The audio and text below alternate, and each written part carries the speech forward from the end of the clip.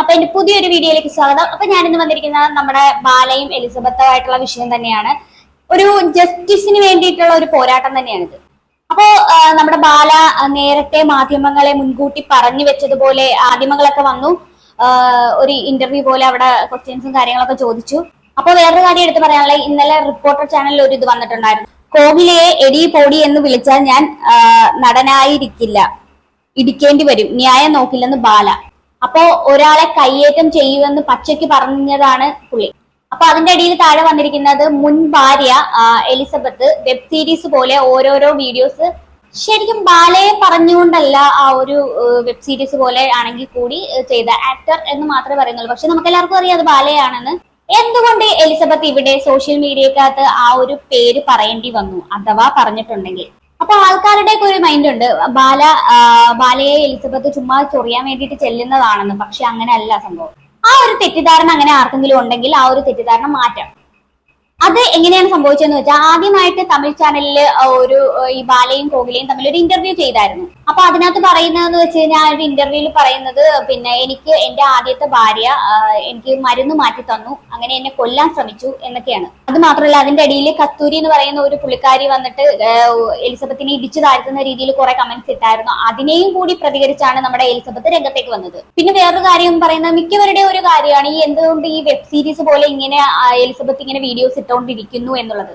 അപ്പൊ വേറൊരു കാര്യം കൂടി എനിക്ക് എടുത്തു പറയാനുള്ള, ഒരു വീഡിയോ കൊണ്ട് പറയാൻ പറ്റുന്ന കാര്യങ്ങളൊന്നും അല്ല എലിസബത്ത് ഇതിനകത്ത് പറഞ്ഞുകൊണ്ടിരിക്കുന്നത്. ഓരോ വീഡിയോയിലും ഓരോരോ ട്വിസ്റ്റാണ് ഉണ്ടായിക്കൊണ്ടിരിക്കുന്നത്.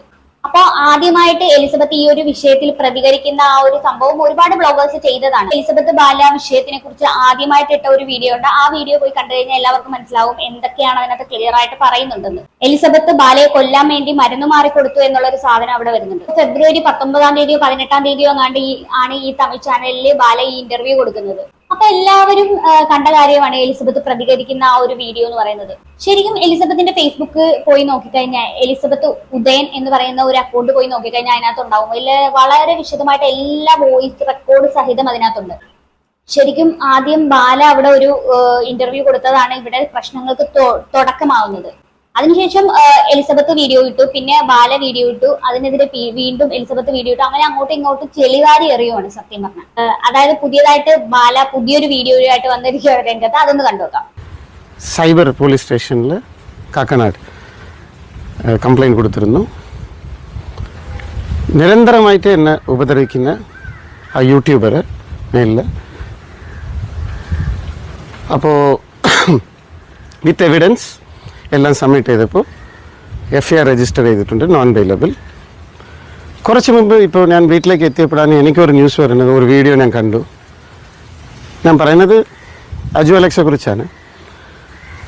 അദ്ദേഹം കൈക്കൂലി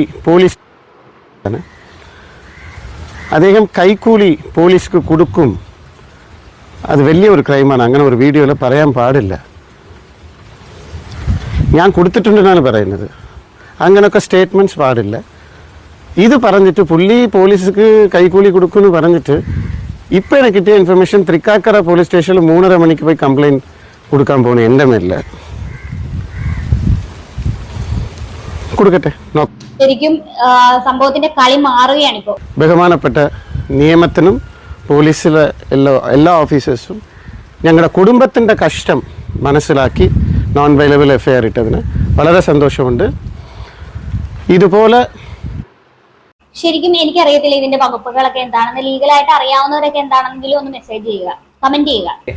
നെഗറ്റീവ് സോഷ്യൽ പോയ്സൺ വിഷങ്ങൾ നമ്മൾ കട്ട് ചെയ്യണം. നല്ലവരായ ബഹുമാനമുള്ള നിങ്ങളെടുത്ത് പറയാണ്, സോഷ്യൽ നെഗറ്റീവ് എലിമെൻറ്റ്സ് വിഷത്തെ ഒരു കുടം പാലിൽ ഒരേ തുള്ളി വിഷം വീഴുന്നാൽ കഴിക്കുന്ന എല്ലാവരും ചത്തുപോകും. ഒരു തുള്ളിന്ന് വിചാരിക്കാതെ എല്ലാവരും ചത്തുപോകും.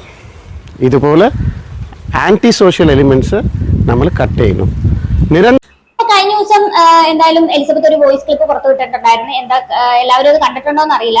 ഒരു 1:30 മണിയായപ്പോഴത്തേക്കും മറ്റൊരു വ്യക്തിയുമായിട്ട് പുള്ളിക്കാരൻ കടന്നു കയറി വരുമ്പോൾ, അപ്പൊ അതിനകത്ത് പറയുന്നുണ്ട് ആ ഒരു വ്യക്തിയോട് ഇറങ്ങിപ്പോണോന്നൊക്കെ നമ്മുടെ എലിസബത്ത് പറയുന്നുണ്ട്. അപ്പൊ ഒന്ന് ആലോചിക്കുക, പുള്ളിക്കാരി വീട്ടിനകത്ത് ഇരിക്കുമ്പോൾ അസമയത്ത് കയറി ഒരു പുള്ളിക്കാരനുമായിട്ട് ഭർത്താവ്, കൂട്ടുകാരനായിക്കോട്ടെ ആരായിക്കോട്ടെ, പുള്ളിക്കാരനുമായിട്ട് കയറി വന്നപ്പോൾ അല്ലെങ്കിൽ അങ്ങനെ വരുവാണെങ്കിൽ തന്നെ എന്ത് തരത്തിലുള്ള പേരായിരിക്കും അതിന് വിളിക്കുക? ഈ ആന്റി സോഷ്യൽ എന്ന് പറയുന്നത് കൊണ്ട് മാത്രമാണ് ഞാനിത് ചോദിച്ചത്. ഇപ്പൊ ലോ കുറച്ചുകൂടെ, നിയമം കുറച്ചുകൂടെ വളരെ സ്ട്രോങ് ആയിട്ടുണ്ട്. ഒരു സോഷ്യൽ മീഡിയയിൽ സംസാരിക്കുമ്പോൾ ബഹുമാനത്തോടെ സംസാരിക്കണം. കുടുംബത്തെക്കുറിച്ച് സംസാരിക്കുമ്പോൾ വളരെ വളരെ ശ്രദ്ധിച്ച് സംസാരിക്കണം. ചില കൂർക്കന്മാർക്ക് കറക്റ്റായിട്ട് അറിയാം എന്ത് സംസാരിക്കണം. പക്ഷേ ഏതൊരു കള്ളനും എവിടെയെങ്കിലും ഒരു തെറ്റ് ചെയ്യും. അങ്ങനെയല്ല പിടിക്കപ്പെടുന്നത്. പിടിക്കപ്പെടട്ടെ. Thank you. ആ ലാസ്റ്റ് പറഞ്ഞ വാചകം എന്ന് പറയുന്നത് അതെല്ലാവർക്കും ബാധകമാണ്. അപ്പൊ ഒരു കള്ളൻ ഒരു കള്ളത്തരം ചെയ്തിട്ടുണ്ടെങ്കിൽ അത് ഏത് സമയത്താണെങ്കിലും എപ്പോഴാണെങ്കിലും അത് പിടിക്കപ്പെടണം എന്നാണ്. ജസ്റ്റിസ് നടപ്പിലാക്കപ്പെടണം. ഇത്രേ എനിക്ക് പറയാനുള്ളൂ. എലിസബത്ത് ഇന്നലെ 2 കാര്യങ്ങളാണ് എലിസബത്തിന്റെ ഇതിൽ കൂടെ പുറത്തു വിട്ടേക്കുന്നത്. ആ രണ്ടും നമുക്കിപ്പോ ഇവിടെ ഒന്ന് പ്ലേ ചെയ്യാം. ആക്ച്വലി ഈ വീഡിയോ ഇടുന്നതെന്ന് പറഞ്ഞാൽ ഞങ്ങൾ കലൂര് താമസിക്കുന്ന സമയത്ത് ഞങ്ങൾ റിംഗ് എക്സ്ചേഞ്ച് നടത്തിയിട്ടുണ്ടായിരുന്നു. ഈ കാണുന്നത് ഇന്റെ വിരലുകൾ, ഇന്റെ കൈ, അതുപോലെ തന്നെ ആ ആക്ടറിന്റെ വിരലുകൾ ആക്ടറിന്റെ കൈയാണ്. അത് നിങ്ങൾക്ക് വേണമെങ്കിൽ ചെക്ക് ചെയ്യാം. അങ്ങനെ ചെക്ക് ചെയ്താൽ കണ്ടുപിടിക്കാൻ പറ്റും. അത് വേറെ തരത്തിലൊന്നും എഡിറ്റ് ചെയ്തിട്ടൊന്നും ഇടാൻ പറ്റില്ല എന്ന് ഞാൻ വിചാരിക്കുന്നു. നിങ്ങൾക്ക് ചെക്ക് ചെയ്താൽ മനസ്സിലാവുമെന്ന് വിചാരിക്കുന്നു. അതിൽ ഞങ്ങളുടെ 2 പേരുടെയും പേര് എലിസബത്ത്, അതുപോലെ തന്നെ പുള്ളിയുടെ പേര് ഇന്റെ റിങ്ങിലും നിങ്ങൾക്ക് കാണാം. അപ്പോൾ അത് ഇന്നെ പറ്റിക്കാൻ വേണ്ടിയിട്ടായിരുന്നു ഈ റിംഗ് എക്സ്ചേഞ്ച്. ഇത് കലൂര് വീട്ടില് പുള്ളിയുടെ പൂജാമുറിയുടെ ഫ്രണ്ടിൽ നടത്തിയ റിംഗ് എക്സ്ചേഞ്ച് ആണ്. അതിന്റെ വീഡിയോ ആണ്. അപ്പോ ഇത് കേൾക്കുന്ന ബാല എന്താണ് പറയാൻ പോകുന്നതെന്ന് വെച്ച് കഴിഞ്ഞാൽ, ഇത് എനിക്കറിയത്തില്ല, ഇത് വേറെ ആരുടെയോ കൈ കൊണ്ട് ചെയ്തതാണ്, എന്റെ മുഖം കാണിക്കുന്നില്ലല്ലോ അതിനകത്ത്, ഇതൊക്കെ ആയിരിക്കും പറയാൻ പോകുന്നത്. ഒരു ഫേക്ക് ആയിട്ട് ഉണ്ടാക്കിയതാണ് എന്ന് വരുത്തി തീർക്കാൻ പുള്ളിക്കാരൻ ശ്രമിക്കും. ബാക്കി കൂടെ ആണ് അയച്ചു കൊടുത്തിട്ടുണ്ട്. അപ്പോ ഇതൊക്കെ ഇന്നെ പറ്റി. അപ്പൊ ഇത്രയധികം എലിസബത്ത് സ്ട്രോങ് ആയിട്ട് വന്നത് എന്താണെന്ന് വെച്ച് കഴിഞ്ഞാൽ ആ മാധ്യമങ്ങളുടെ മുന്നിൽ ബാലയും കോകിലയും വന്ന് സംസാരിച്ചതിന്റെ കാരണം കൊണ്ട് തന്നെയാണ്. അപ്പൊ ഇതുകൂടെ ഒന്ന് കേട്ടോക്ക്. ശരിക്കും നടത്തിയതാണോ ഇപ്പൊ എനിക്കറിയില്ല എന്താ ഇതിന്റെ സ്റ്റാറ്റസ് എന്ന്. എന്തിനു വേണ്ടിയിട്ടായിരുന്നു ഈ ഒരു സംഭവം? കല്യാണം നടത്തിയിട്ടില്ല, എനിക്ക് ഇങ്ങനത്തെ ഭാര്യനെ അറിയില്ല, എന്റെ ഭർത്താവ് ആക്ടറാണോ ഡോക്ടറാണോ എന്നൊക്കെ പല ക്വസ്റ്റ്യൻ ചോദിച്ചിട്ടും ആർക്കും ഒന്നും ചോദിക്കാനില്ല. എല്ലാവരുടെയും കൺമുന്നിൽ വെച്ചിട്ട് വൈഫ്, അതുപോലെ തന്നെ എല്ലാവരുടെയും മുന്നിൽ വെച്ചിട്ട് മാലയിടുക, കുങ്കുമം തൊടുക, ഈ പരിപാടിയൊക്കെ ചെയ്തിട്ടും നിങ്ങൾക്ക് ഒന്നും തോന്നുന്നില്ലെങ്കിൽ ഓക്കെ. ശരിക്കും എനിക്ക് പറയാനുള്ളതെന്ന് വെച്ചാൽ ഈ ഒരു കാര്യത്തിന് ഈ കൊളുത്തി വിട്ടത് നമ്മുടെ ബാല തന്നെയാണ്. എലിസബത്ത് അങ്ങോട്ട് ചെന്ന് ഒരു പരിപാടിക്ക് നിന്നിട്ടില്ല. അത് നമ്മൾ എല്ലാവരും കണ്ടതാണ്. ഞാൻ എലിസബത്ത് ആണ്. ഞാൻ ആക്ച്വലി ഈ ഒരു സ്ക്രീൻഷോട്ട് ഞാൻ എഫ്ബിയിൽ പോസ്റ്റ് ചെയ്തതാണ്. ഇതിനൊപ്പം ഞാനൊരു വോയിസ് റെക്കോർഡിംഗ് അല്ലെങ്കിൽ വോയിസ് ക്ലിപ്പ് ഞാൻ ഇട്ടിട്ടുണ്ടായിരുന്നു. ആ വോയിസ് ക്ലിപ്പ് ഞാൻ റെക്കോർഡ് ചെയ്തിട്ട് അതിനുശേഷം എനിക്ക് പേടിയായിട്ട് എന്താണ് ഇനി ഇങ്ങനെ ചെയ്യാൻ പോണേ എന്ന് വിചാരിച്ചിട്ട് ഞാൻ പേടിച്ചിട്ട് എഫ്ബിയിൽ അപ്പോൾ തോന്നിയ സാധനം ഇട്ടതാണ്. എനിക്ക് കൂടുതലൊന്നും പറയാൻ പറ്റില്ല, കാരണം ഞാൻ പുള്ളിയുടെ വീട്ടിലാണ് താമസിച്ചിരുന്നത്. അതുകൊണ്ട് എനിക്ക് ആ സമയത്തൊന്നും ചെയ്യാൻ പറ്റില്ല. ഇത്രയ്ക്കും ഇൻഡയറക്ട്ലി ഒരു മെസ്സേജ് മാത്രമേ അന്ന് എനിക്ക് ഇടാൻ പറ്റിയിട്ടുണ്ടായിരുന്നുള്ളൂ. അതിന് മുമ്പുണ്ടായ സംഭവമാണ് ആ വോയിസ് ക്ലിപ്പിൽ ഉണ്ടായിരുന്നത്. ഓക്കെ, അപ്പോൾ ഇന്ന് കുറേ ഡ്രാമകളോ അല്ലെങ്കിൽ കുറേ മനുഷ്യപ്പറ്റില്ലാത്ത ആൾക്കാരെ കണ്ട പോലെയാണ് എനിക്ക് തോന്നിയത്.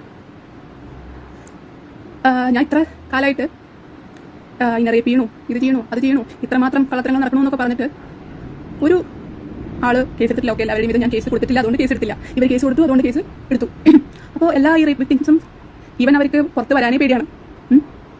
വീണ്ടും വീണ്ടും അവരെ ഭീഷണിപ്പെടുത്തും, ആൾക്കാരുടെ നാണക്കേടും ഇതൊക്കെ ചെയ്തിട്ട് അവരൊന്നും പുറത്ത് പറയില്ല. കണ്ടിന്യൂസ്ലി ഇതിന് ഇരയായിട്ട് പോകണം.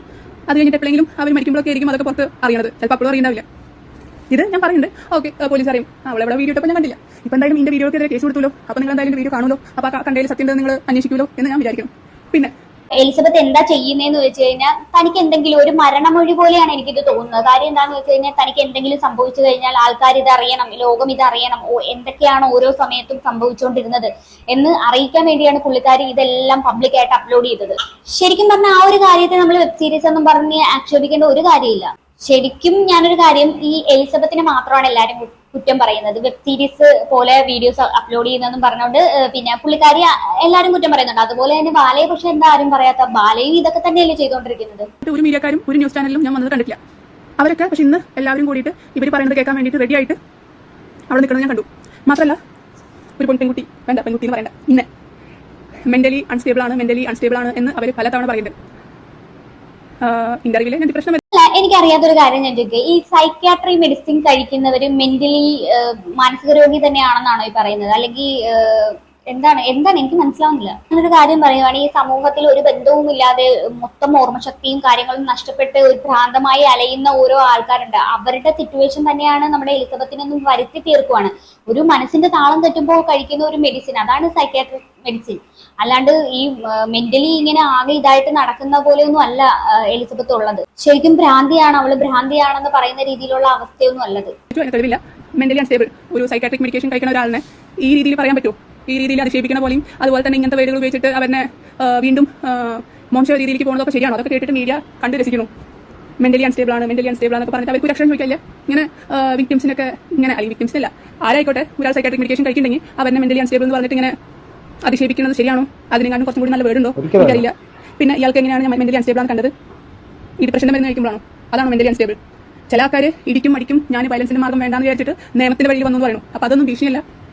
ഇടിക്കും അടിക്കുന്ന പബ്ലിക് മീഡിയയിൽ ഈ റിപ്പോർട്ടർ ചാനലിൽ ഇടിക്കും അടിക്കുമെന്നൊക്കെ വലിയ വെണ്ടക്കാശ്വരത്തിൽ തന്നെ എഴുതി വെച്ചിട്ടുണ്ട്. അർത്ഥം നിയമത്തിനെ കയ്യിലെടുക്കുമെന്ന് തന്നെയല്ലേ? എനിക്കെതിരെ ഒരാൾ സംസാരിച്ചാൽ ഞാൻ ഇടിക്കും, അല്ലെങ്കിൽ എന്റെ വൈഫിനെതിരെ സംസാരിച്ചാൽ ഞാൻ ഇടിക്കും എന്ന് പറയുമ്പോൾ അത് നിയമത്തിനെ കയ്യിലെടുക്കുന്ന രീതിയിലാണ്. കമ്മീഷൻ ഓഫീസിന്റെ ഫ്രണ്ടിൽ നിന്നിട്ട് ഒരാൾ ഭീഷണിപ്പെടുത്തുന്നു. വയലൻസിന്റെ വഴി ഞാൻ വയലൻസിന്റെ വഴി പോണ ആളാണ്. അപ്പൊ എല്ലാത്തിനും തെളിവ് പുള്ളി തന്നെ തരുന്നുണ്ട്. എന്നിട്ടും ആൾക്കാർക്കൊന്നും ചോദിക്കാല്ല. പിന്നെ ഞാൻ റേപ്പ് ചെയ്യോ? എനിക്ക് റേപ്പ് ചെയ്യും തോന്നുന്നുണ്ടോ? അപ്പോൾ ഈ റേപ്പിന്റെ ഡെഫിനിഷൻ എന്താണ്? ഈ വേറെ ആളും മുമ്പിൽ ചെയ്ത സംഭവം എന്താണ്? വേറെ ആളിനെ രാത്രി ബെഡ്റൂമിൽ കയറ്റുന്നത് എന്താണ്? ഇത്ര കാലം കല്യാണം എന്ന് പറഞ്ഞിട്ട് എല്ലാവരും മുമ്പിൽ പ്രസന്റ് ചെയ്തിട്ട് അത് ഈ പരിപാടിയൊക്കെ ചെയ്യുന്നത് എന്താണ്? ഇതൊന്നും ചോദിക്കാൻ ഒരു മീഡിയക്കാർക്ക് അറിയില്ല. ആക്ച്വലി ഇത് പബ്ലിക്കായിട്ട് പല മീഡിയകളിലും വന്ന ശരിക്കും പറഞ്ഞു കഴിഞ്ഞാൽ ഒരുപാട് വിഷമഘട്ടത്തിലൂടെയാണ് ഇപ്പം എലിസബത്ത് പോയിക്കൊണ്ടിരിക്കുന്നത് എന്ന് പറഞ്ഞിട്ട് തന്നെയായിരുന്നു നടത്തിയിട്ടുണ്ടായിരുന്നത്. പക്ഷേ ഈ പിന്നത്തെ നടന്ന കല്യാണം എല്ലാ വലിയ മീഡിയ ചാനൽസിൽ ന്യൂസ് ഫ്ലാഷ് ന്യൂസ് ആയിട്ടാണ് എല്ലാ വലിയ മീഡിയസിലും വന്നത്. ഇപ്പോൾ വന്ന ആൾക്കാരൊക്കെ ഫ്ലാഷ് ന്യൂസിലാണ് ഈ കല്യാണം വന്നിട്ടാണ്. അവർക്കാർക്കും തോന്നിയില്ല എന്ത് പറ്റി എലിസബത്തായിട്ട് ഡിവോഴ്സ് നടന്നു. അപ്പൊ എങ്ങനെയാണ് ഒരു പെണ്ണിനെ ഇത്ര കാലം ഇങ്ങനെ കൂടെ കൊണ്ടിട്ട് ഭാര്യ എന്ന് പറഞ്ഞുകൊണ്ട് നടത്തിയിട്ട് പിന്നെ ഇങ്ങനെ കറിവേപ്പില പോലെ പറഞ്ഞത്? പിന്നെ ഇയാൾ തന്നെ പറയുന്നത് മെന്റലി അൺസ്റ്റേബിൾ ആണെന്ന്.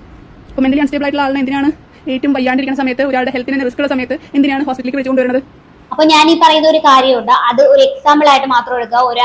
ഒരാളും അനാവശ്യമായ രീതിയിൽ എടുക്കരുത്, വെറും ഒരു എക്സാമ്പിൾ മാത്രമായിട്ട് എടുക്കുക. അപ്പൊ ഒരു വ്യക്തി ഒരു ബിസിനസ്സുകാരനാണ്. അതുകാരനെതിരെ ഒരു പുള്ളിക്കാരി വന്നിട്ട് പറയുന്നത് ഇയാൾ എന്നെ പീഡിപ്പിച്ചിട്ടുണ്ട് എന്ന്. അത് പുള്ളിക്കാരി പറഞ്ഞ് സോഷ്യൽ മീഡിയയിൽ വളരെ നല്ല രീതിയിൽ സ്പ്രെഡ് ആയെന്ന് വിചാരിക്കുക. അയാളെ എന്തായിരിക്കും ചെയ്യുക? ശരിക്കും പറഞ്ഞാൽ ഒരാഴ്ച അത് ചർച്ചയാകുന്നു, അയാളെ അറസ്റ്റ് ചെയ്യുന്നു, അങ്ങനെ ഒരുപാട് കാര്യങ്ങൾ അതിന്റെ പിന്നാലെ നടക്കും. പിന്നെ വേറൊരു കാര്യമുണ്ട്, ആ സ്ത്രീയെ നമ്മൾ പൊക്കി പറയുകയും ചെയ്യും അതിന്റെ കൂടെ.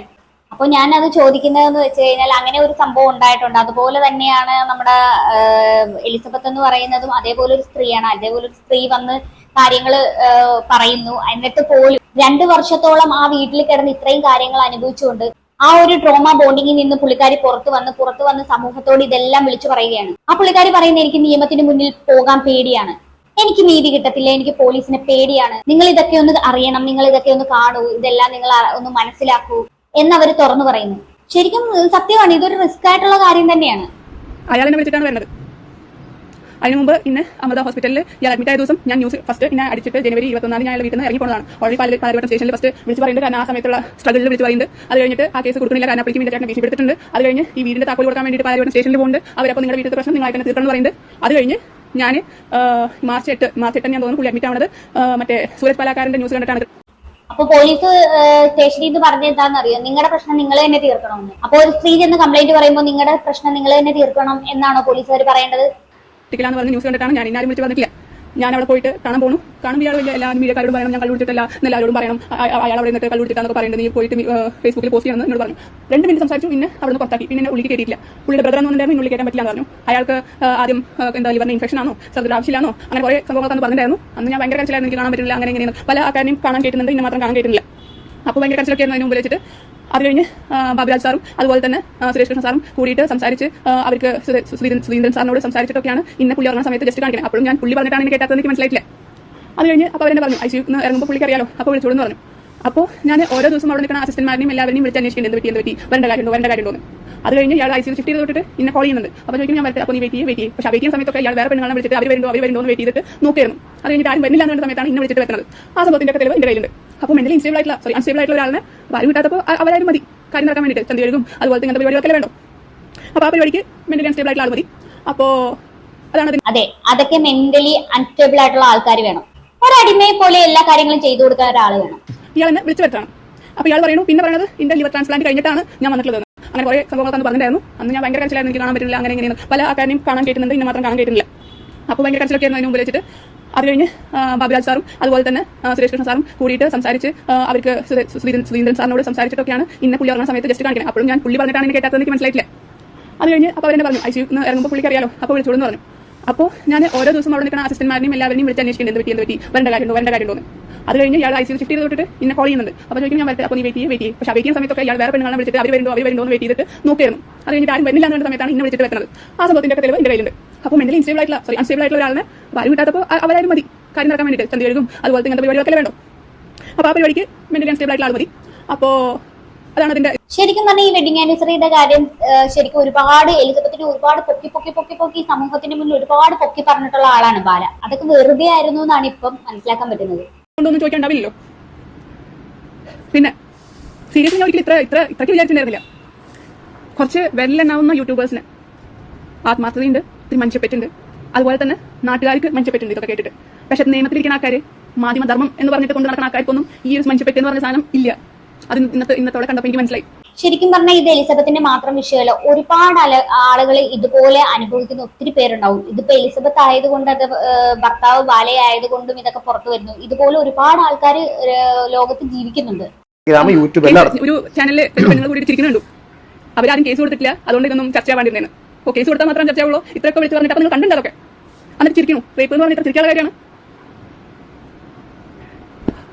കണ്ടിന്യൂസ്ലി റേപ്പ് ചെയ്ത് അപ്പൊ ഇങ്ങനെ പറ്റിച്ചിട്ട് കൊണ്ടുവരുന്ന ആള്. അപ്പോൾ ഡോക്ടറല്ലേ ബുദ്ധിയിൽ ഒരു തവണ റേപ്പ് ചെയ്ത് കഴിഞ്ഞാൽ രക്ഷപ്പെട്ടോടെയാണ്.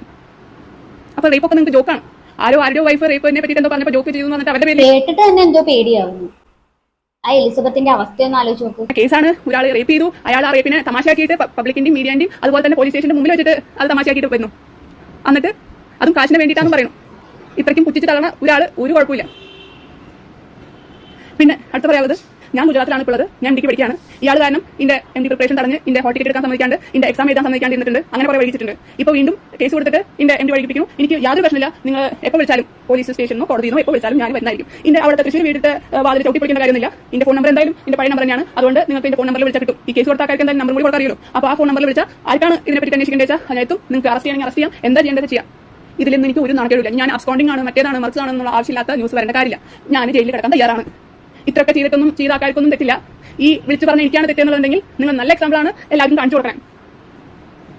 എലിസബത്ത് ഇതുപോലെ വീഡിയോസ് പബ്ലിക്കിൽ കിടക്കുന്നത് കൊണ്ടാണ്, എലിസബത്ത് ഇട്ടിരിക്കുന്നത് കൊണ്ടാണ് ബാല ഇതിനൊക്കെ ഇറങ്ങി തിരിച്ചത്. കേസ് കൊടുക്കാനും അതിനും ഇതിനും ഒക്കെ ഇറങ്ങി തിരിച്ചത് ഇതിനു വേണ്ടി മാത്രമാണ്. ശരിക്കും ഒരു കാര്യമുണ്ട്, ഇപ്പം നിങ്ങളുടെ ആണെങ്കിലും എന്റെ ആണെങ്കിലും പ്രശ്നങ്ങൾ നമുക്ക് മാത്രമേ അറിയത്തുള്ളൂ. വേറെ പുറത്ത് എത്രയൊക്കെ പറഞ്ഞാലും അവർക്കൊന്നും മനസ്സിലാവത്തുമില്ല, അവരൊന്നും കേൾക്കാൻ നിൽക്കത്തുമില്ല. ഇതിപ്പം നമ്മുടെ എലിസബത്ത് 100 വീഡിയോ 1000 വീഡിയോ ഒക്കെ ഇട്ടത് കൊണ്ട് ഒരു പ്രശ്നമില്ല. അവരുടെ അക്കൗണ്ട് അവരിഷ്ടമുള്ള രീതിയിൽ അവർ വീഡിയോസ് ഇടട്ടെ, ആൾക്കാർ കാണേണ്ടവർ കാണട്ടെ, അത്രേ ഉള്ളൂ പറയാൻ. അവരുടെ അവസ്ഥകൾ എല്ലാവരും മനസ്സിലാക്കട്ടെ.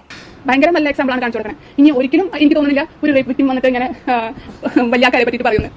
കാരണം ഇത്ര പബ്ലിക്കായിട്ട് നാണം കെടുത്തിയിട്ട് പത്രക്കാരും അത് കേട്ടിട്ടിരിക്കുന്നു.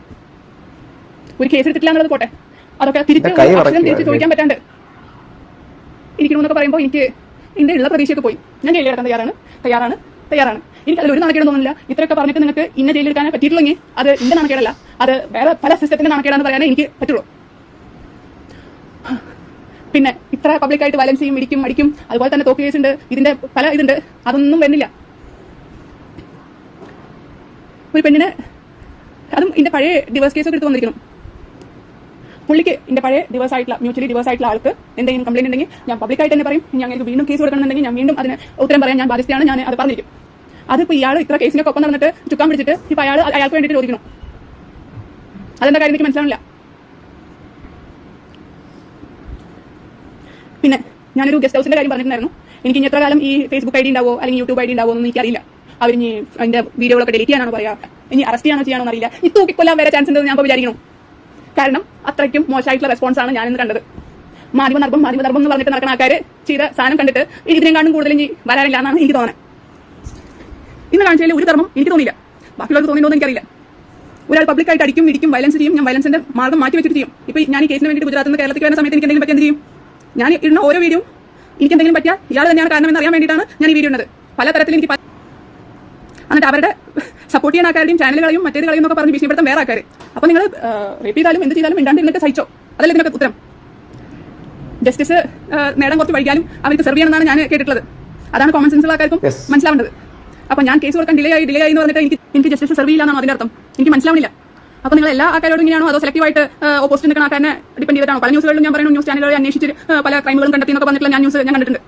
പക്ഷേ ഇതിന്റെ കാര്യത്തിൽ ഞാൻ ഇത്ര ആൾക്കാർ വീഡിയോ റിയാക്ട് ചെയ്തിട്ടുണ്ട്, ഇത്ര ലക്ഷം ആൾക്കാർ വീഡിയോ കണ്ടിട്ടുണ്ട്, ഇത്ര ആൾക്കാർ justice for Elizabeth Amrutha Pappu എന്ന് പറഞ്ഞിട്ട് ആൾക്കാർ ഈവൻ ഹാഷ്ടാഗ് ഇട്ട് ക്യാമ്പയിൻ സ്റ്റാർട്ട് ചെയ്തിട്ടുണ്ട്. എന്നിട്ടൊന്നും ഈ ന്യൂസ് ചാനലുകാർ കണ്ടിട്ടില്ല, അവർ സംസാരിച്ചിട്ടില്ല. അപ്പോൾ നിങ്ങൾക്ക് സെലക്റ്റീവായിട്ട് ആർക്ക് വേണ്ടി ഓപ്പോസിറ്റ് ആരെ നോക്കിയിട്ട് മാത്രം നിങ്ങൾ ജസ്റ്റിസ് നീതി നിഷേധിക്കുകയാണ്.